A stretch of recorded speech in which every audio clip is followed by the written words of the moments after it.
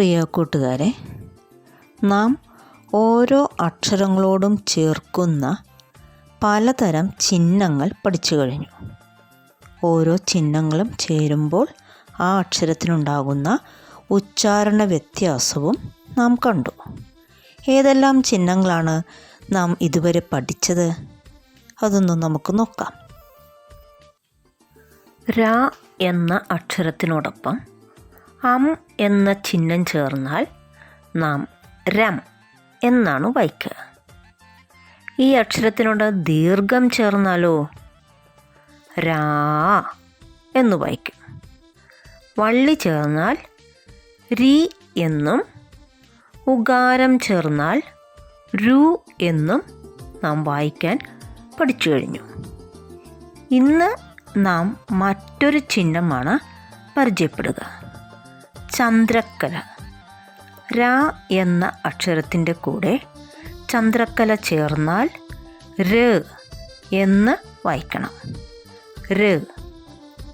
ഇതുപോലെ മറ്റ് അക്ഷരങ്ങളോട് ചന്ദ്രക്കല എന്ന ചിഹ്നം ചേരുമ്പോൾ ഉണ്ടാകുന്ന ഉച്ചാരണ വ്യത്യാസവും നമുക്കിന്ന് നോക്കാം. റ എന്ന അക്ഷരത്തിൻ്റെ കൂടെ ചന്ദ്രക്കല ചേർന്നാൽ റ് എന്ന് വായിക്കും.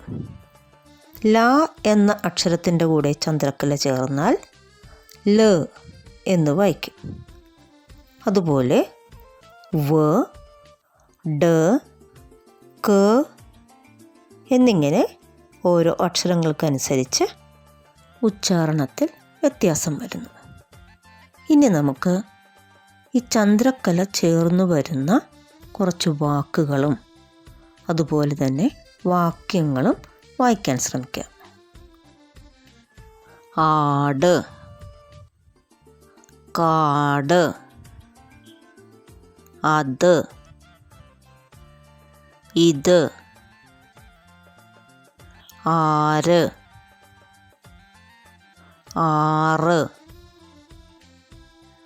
നാല്, 10, മാറ്, കാവ്, നാവ്, മാവ്, നാട്, പാട്, മാട്, പാല്, കാല്, വാല്, ആരാണ്, ആണ്, കടുക്, മുളക്, മറുക്, നുറുക്ക്, കുറുക്ക്, കുരുക്ക്, പരിക്ക്, കരിക്ക്, അളവ്, കളവ്, വളവ്, തിരിവ്, അറിവ്, കനിവ്, ഉറവ്, കുറവ്, കതിര്, പതിര്, മുത്ത്, കത്ത്, കുത്ത്,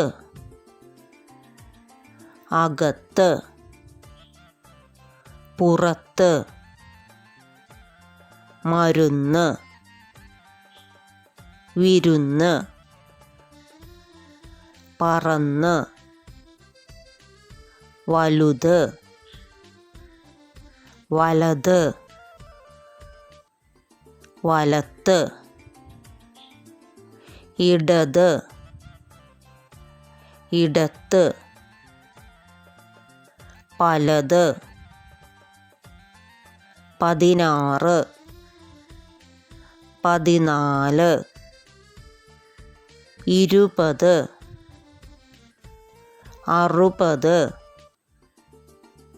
അരുത്, പറിക്കരുത്, പറക്കരുത് മറക്കരുത് തിന്നരുത്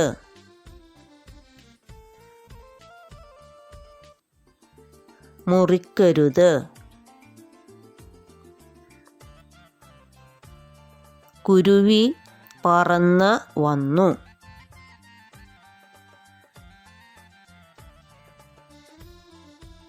കളവ് പറയരുത് ഇല പറിക്കരുത്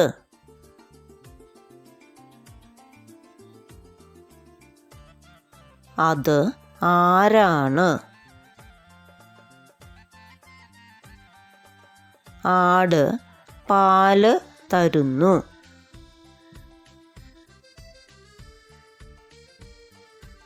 ഉമ മരുന്ന് തിന്നു